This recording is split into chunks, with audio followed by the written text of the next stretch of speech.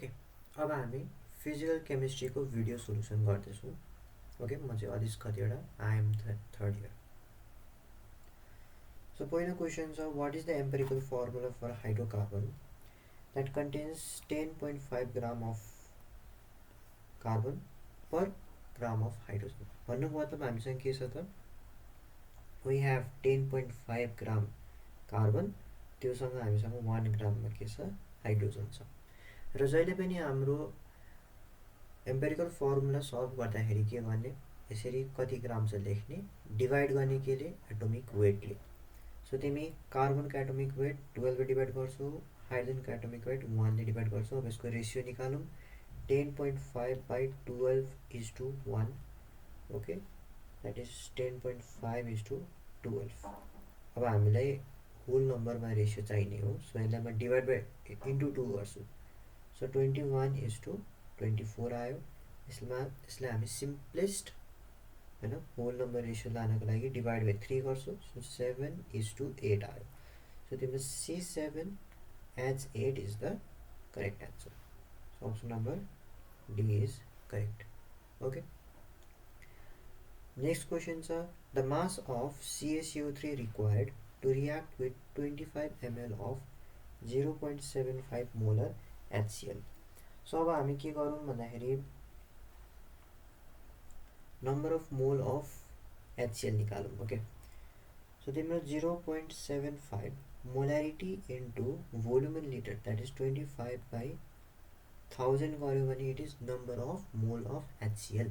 Okay, this is number of mole of HCl.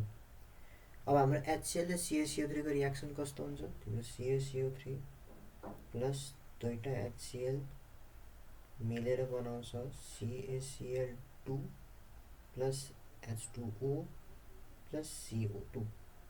भन्नुको मतलब तिम्रो 2 मोल HCl रियाक्ट्स विथ 1 मोल CaCO3. सो नम्बर अफ मोल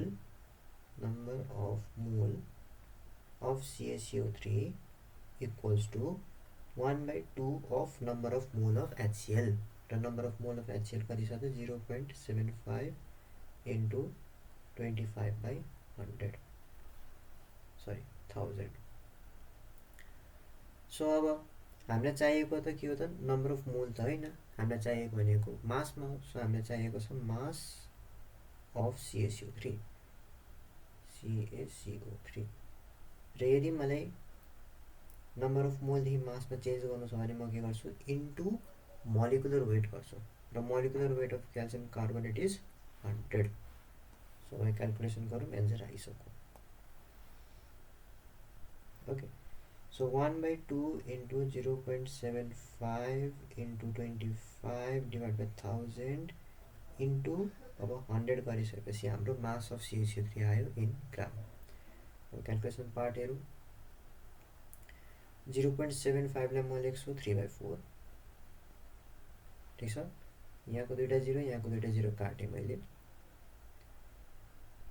त्यसपछि यहाँ 5, यहाँ 4, 5 3 जा 15, सरी यहाँ 2 हुन्छ, यहाँ 2 छ. सो 2 इन्टु 4 इन्टु 2 गर्दा 16 आयो. सो 15/16 ग्राम आउँदैछ. र यो भनेको 1 भन्दा थोरै कम छ. ओके, 15/16 भनेको 1 भन्दा थोरै कम. र हाम्रो अप्सनमा त्योसँग मिल्ने भनेको अप्सन नम्बर ए मात्रै हो. ओके, 0.94 भनेको 1 भन्दा स्लाइटली लेस भयो 15/16. ओके, अब अर्को क्वेसन हेरौँ, the increasing order for the value of E/m, charge by mass density. Okay, so charge by mass डेन्सिटीको लागि हामीसँग एउटा निमोनिक छ NaBPE not pay. Okay, it is in increasing order. So यसको लागि हामी के गरौँ, सबैको लागि चार्ज बाई मास रेसियो हेरौँ. सो तिम्रो न्युट्रोनमा चार्ज हुन्छ हुँदैन, 0 डिभाइड बाई न्युट्रोनको मास कति हुन्छ, 1 AMU हुन्छ. सो यहाँ 0 आयो. एल्फा पार्टिकल भनेको तिम्रो के हो त, हिलियम-24 हो, राइट. सो तिमीसँग के छ, इलेक्ट्रोन, तिमीसँग यहाँ चार्ज 4 छ, सरी चार्ज 2 छ, एउटा पोजिटिभ चार्ज छ र तिम्रो मास के छ त 4 छ। सो यहाँ 0.5 आयो इलेक्ट्रोन चार्ज डेन्सिटी। त्यसपछि डी माने ड्युटेरियम। ओके, ड्युटेरियम भनेको हाइड्रोजनको आइसोटोप हो 1 2 वाला। ओके, सो यहाँ के छ पोजिटिभ चार्ज एउटा छ, मास हामीसँग 2 छ। सो यहाँ पनि 0.5 आयो। प्रोटोन भनेको एउटा चार्ज छ र प्रोटोन मात्रै छ भनेपछि यसको मास पनि 1 नै भयो। तिम्रो यहाँ कति आयो त 1 आयो चार्ज डेन्सिटी। इलेक्ट्रोनमा हेर तिमीसँग चार्ज भनेको त्यही 1 नै हो, एउटा नेगेटिभ चार्ज हुन्छ र इलेक्ट्रोनको मास यदि इएमयुमा लेख्छौ भने इट इज 1/1837 इएमयु भनेपछि तिम्रो इलेक्ट्रोनको चार्ज डेन्सिटी 1837 आउँछ। सो तिम्रो रेसियो कति भयो त न्युट्रोनको सबसे कम 0, त्यसपछि अल्फा पार्टिकल ड्युटेरियमको दुईटैको 0.5 छ, त्यसपछि प्रोटोन, त्यसपछि इलेक्ट्रोनको त सबसे धेरै छ। सो तिम्रो यहाँ नार्पेवाला अर्डर फलो गरेको थियो चाहिँ के छ त NAPE, तिम्रो option number D is the correct. Okay, अर्को छ हामीसँग magnesium in chlorophyll is in the oxidation state भनेर सोधेको छ। यसको एन्सर हुन्छ +2। तिम्रो म्याग्नेजियम क्लोरोफिल भन्ने कम्पाउन्डमा कुन स्टेटमा एक्जिस्ट गर्छ भनेर सोधेको हो। ओके, र हामीलाई थाहा छ तिम्रो म्याग्नेजियम भनेको अल्कालाइन अर्थ मेटल हो। अल्कालाइन अर्थ मेटलको जुनै पनि कम्पाउन्ड बनोस् त्यसमा जहिले पनि +2 नै अक्सिडेसन स्टेट हुन्छ। ओके, अब एक्स्ट्रा पोइन्ट तिम्रो हेमोग्लोबिनमा आइरन हुन्छ र त्यो आइरन +2 स्टेटमा एक्जिस्ट गर्छ। मिट हेमोग्लोबिनमा पनि आइरन नै हुन्छ तर यो चाहिँ +3 स्टेटमा एक्जिस्ट गर्छ।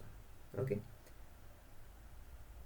सो क्वेसन नम्बर 5 भनेको छ which of the following is the strongest acid. यो चारवटा मध्ये कुन चाहिँ स्ट्रङ्गेस्ट एसिड हो। अब त्यसको लागि म के गर्छु यहाँ स्ट्रङ्गेस्ट तिम्रो एसिडिक स्ट्रेन्थको अर्डर लेख्छु ल।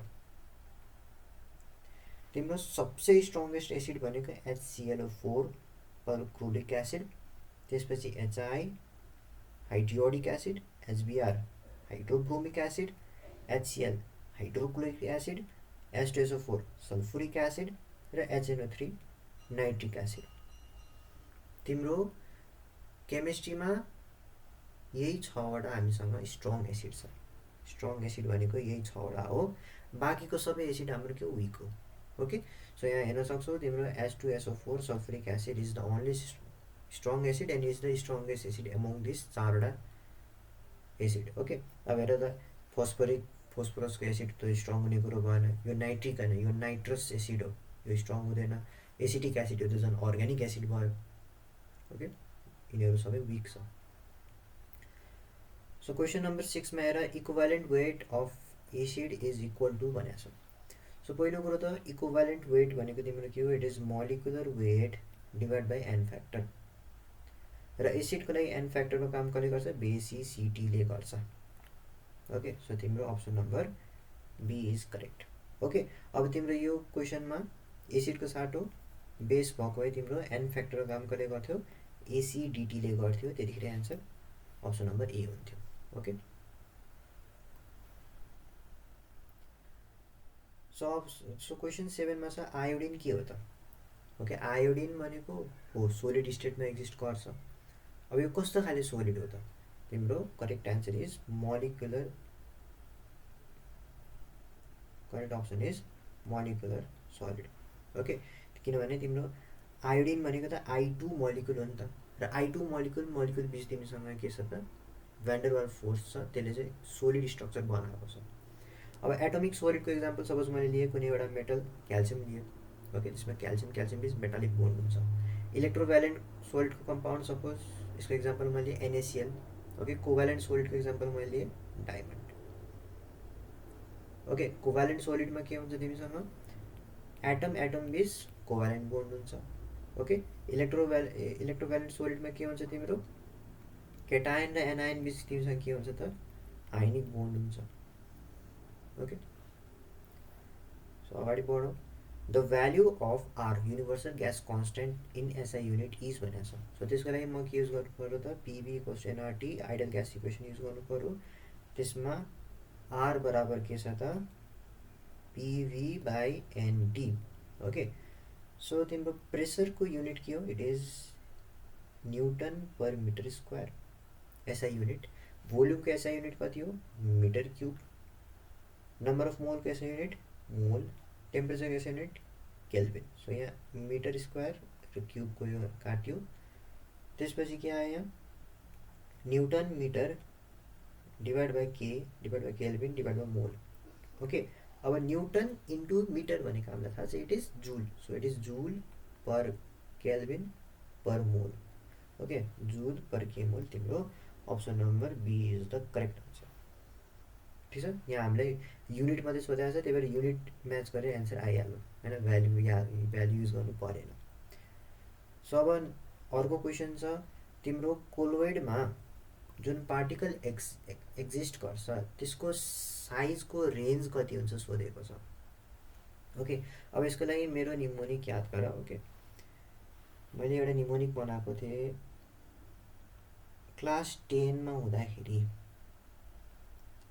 याद छ होला, कोचिङ लाग्थ्यो होइन, बिहानको 5 बजेदेखि बेलुकाको 7 बजेसम्म तिम्रो कोचिङ लाग्थ्यो लगातार दिनभरि होइन। र त्यो समय यति दुःख लाग्दो थियो, यति तनाववाला समय थियो, त्यो समय सोच्दै याद गर्दै म के हुन्छ त्यो सेन्टी भएर आउँछु। सो हेर त 10 क्लास -5 देखि 10 क्लास -7 सेन्टिमिटर। ओके, के रहेछ त 10 क्लासमा 5 बजेदेखि 7 बजेसम्म कोचिङ हुन्छ, म सेन्टी हुन्छु। सो तिम्रो option number C is the correct answer. Okay, र के छ त तिम्रो यदि 10 पावर -5 भन्दा नि सानो छ भने त्यस्तो मिक्सचरलाई हामी के भन्ने सोल्युसन भन्ने, र 10 पावर उल्टो भने जस्तो छ 10 पावर -7 भन्दा नि सानो छ भने त्यसलाई हामी सोल्युसन भन्छौँ, 10 पावर -5 भन्दा धेरै छ भने त्यसलाई हामी सस्पेन्सन भन्छौँ, र यसको बिचमा छ भने त्यस्तो मिक्सचरलाई लिक्विड मिक्सचरलाई हामी के भन्नु पर्यो कोलोइड भन्नु पर्यो। ओके, त्यसमा पार्टिकलको रेन्ज यति भयो, याद गर्नु एकदमै इम्पोर्टेन्ट छ। सो अगाडि बढौँ, XeF2 यो कस्तो मोलिकुल हो यसको सेप सोधिरहेछ। ओके, सो हेर XeF2 को लागि तिमी फर्मुला लगाऊ 1/2 valence electron plus number of monovalent species. Okay, so 1/2 जेनोनको लागि भ्यालेन्स इलेक्ट्रोन 8 छ र हामीसँग यहाँ कतिवटा मोनो भ्यालेन्ट स्पेसिस छ, 2टा फ्लोरिन छ नि त, सो 8 + 2 अनि यहाँ तिम्रो 5 आयो। सो 5 भनेपछि इट इज sp3d2।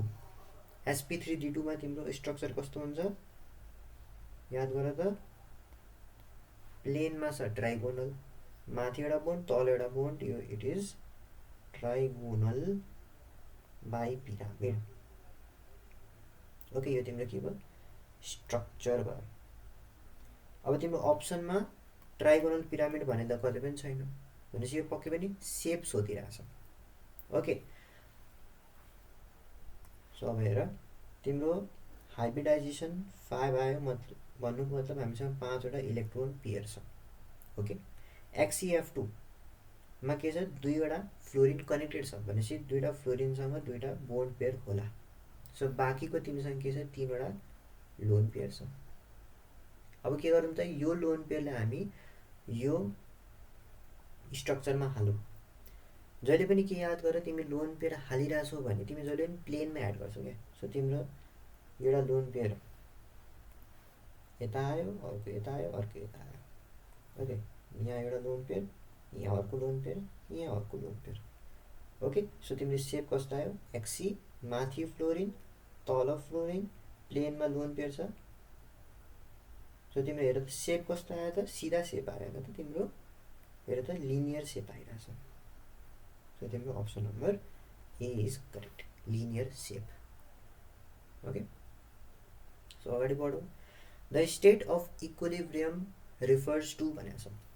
अब हेर इक्विलिब्रियम, वाट इज इक्विलिब्रियम, तिम्रो रियाक्टेन्ट छ, reactant is changing into product at the same time होइन, यो रिभर्सिबल रियाक्सनमा के हुन्छ product is also changing into reactant.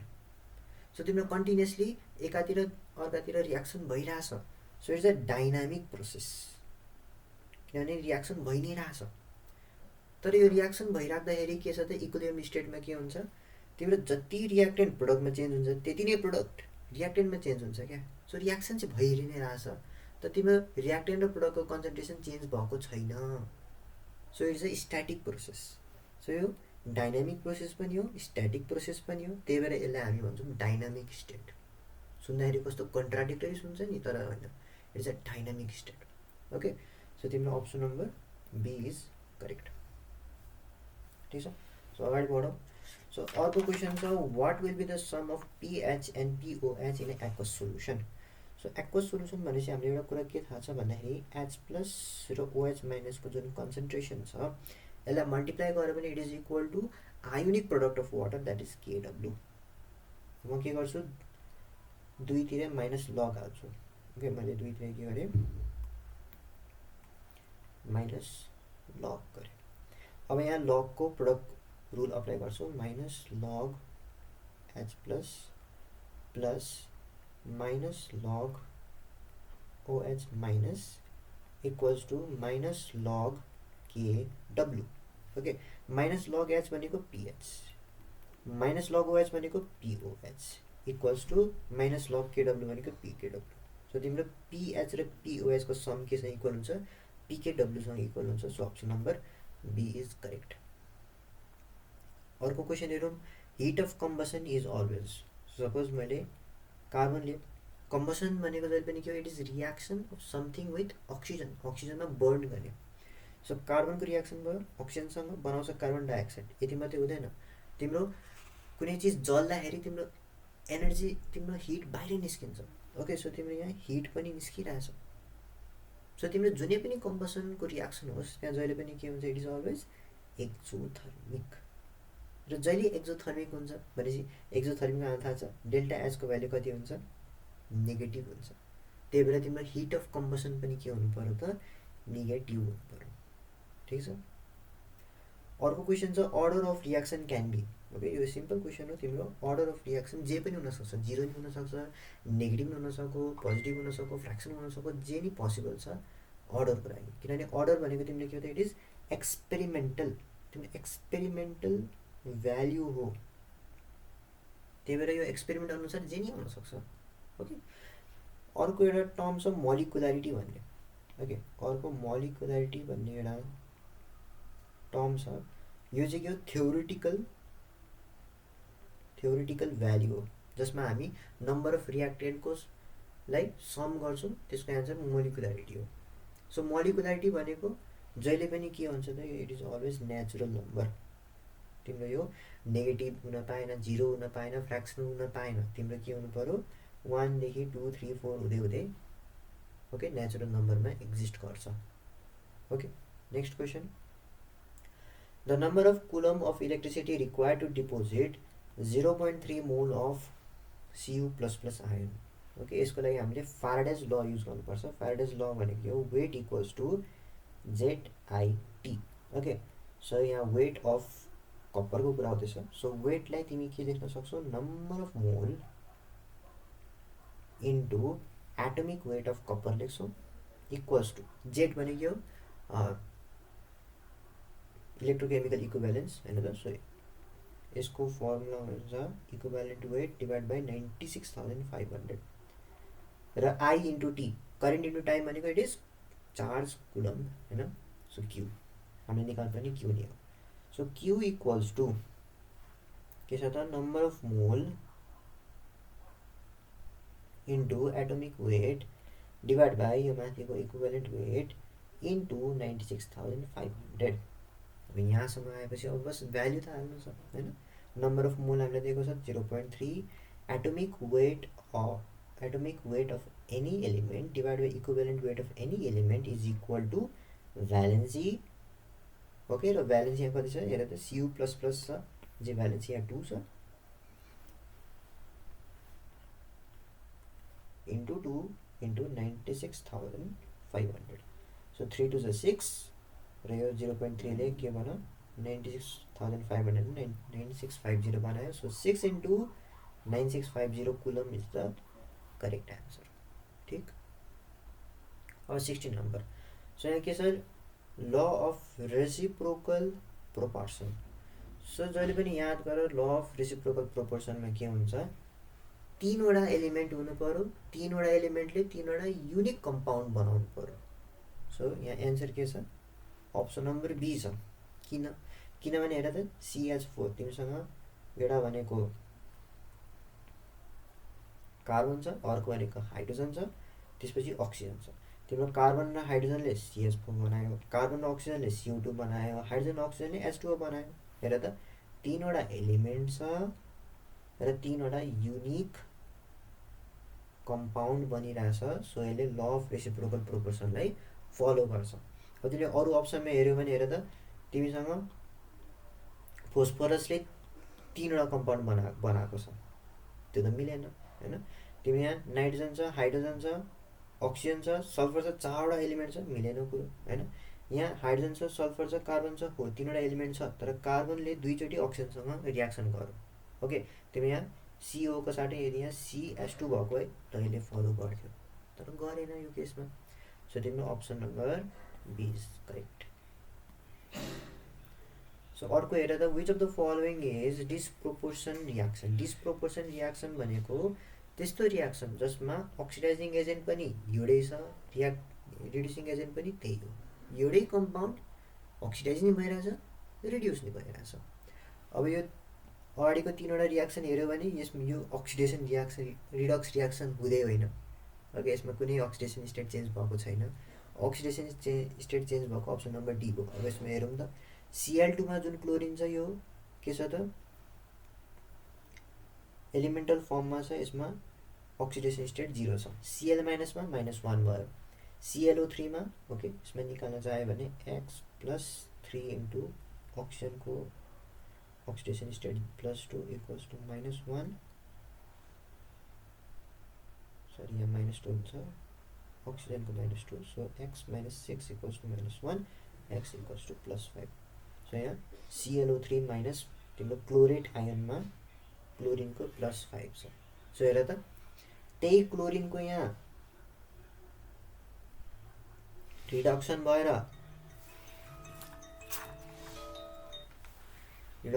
-1 बनिरहेछ, त्यही क्लोरिनको अक्सिडेसन भएर के भइरहेछ +5 बनिरहेछ। So is a disproportionation reaction. एउटै कम्पाउन्डको के भयो, रिडक्सन नै भयो, अक्सिडेसन नै भयो। सो अब लास्ट क्वेसन हामीसँग छ 0.4 gram of NaOH is added to तिम्रो 10 ml of 1 normal HCl solution, र जुन रिजल्टिङ सोल्युसन हुन्छ एसिड बेस न्युट्रलाइजेसन पछि तिम्रो एसिडिक भयो, बेसिक भयो कि न्युट्रल छ। सो त्यसको लागि म के गर्छु, नम्बर अफ ग्राम इक्विभ्यालेन्ट निकाल्छु। So number of gram equivalent NaOH निकाल्न चाहे number of gram equivalent equals to mass divide by equivalent weight. So mass हामीलाई दिएको छ 0.4 ग्राम हैन, इक्विभ्यालेन्ट वेट अफ NaOH भनेको 40 हो। सो यहाँ 0.01 ग्राम इक्विभ्यालेन्ट आयो। So number of gram equivalent अब HCl को कुरा गरौँ। ओके, सो HCl भनेपछि normality into volume in litre. Okay, so normality 1 दिएको छ, सो 10 ml भनेपछि 10 डिभाइड बाई 1000, यहाँ पनि तिम्रो 0.01 आयो। सो तिमी यहाँ के देख्छौ, number of gram equivalent of base equals to number of gram equivalent of acid. So सबै एसिडले सबै बेससँग रियाक्सन गर्यो, रियाक्सन भइसक्दा साल्ट र वाटर मात्रै बाँकी छ तिम्रो। अब के भयो त सोल्युसन, रिजल्टिङ सोल्युसन न्युट्रल भयो। ठिक छ। सो यति भएपछि हामीले फिजिकल केमिस्ट्रीको लागि भिडियो सोल्युसन हाम्रो कम्प्लिट भयो।